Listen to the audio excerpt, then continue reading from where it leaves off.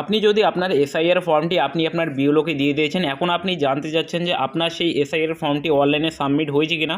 এর জন্য তোমাদের যা করতে লাগবে, এখানে দেখতে হচ্ছে ফিল ইনফরমেশন ফর্ম, এখানে তোমাদেরকে ক্লিক করতে লাগবে। তো ক্লিক করার পর তোমাদের সামনে এরকম চলে আসবে, সিলেক্ট স্টেটে ক্লিক করবে। তোমরা তোমাদের যে স্টেট আছে সেটা সিলেক্ট করে নেবে। সিলেক্ট করার পর তোমরা তোমাদের যে ইপিক নম্বর অথবা তোমাদের যে ভোটার নম্বরটি রয়েছে সেটা তোমাদের এখানে বসিয়ে দিতে লাগবে।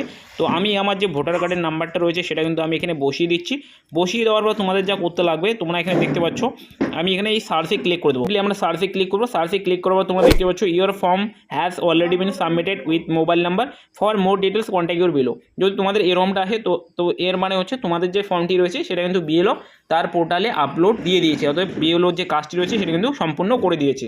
তো যদি তোমরা জানতে চাও যে কীভাবে তোমরা এই ভোটার পোর্টালে গিয়ে অ্যাকাউন্ট ক্রিয়েট করবে, এর জন্য আমি অলরেডি ভিডিও বানিয়ে রেখেছি। ভিডিও তোমাদের কিন্তু নিচে আমি মেনশন করে দিয়েছি, এইখানে ক্লিক করে তোমরা ফুল ভিডিওটা দেখতে পারো, যেখানে তোমরা তোমাদের একটি নিজস্ব অ্যাকাউন্ট খুলে তোমরা চেক করে নিতে পারবে।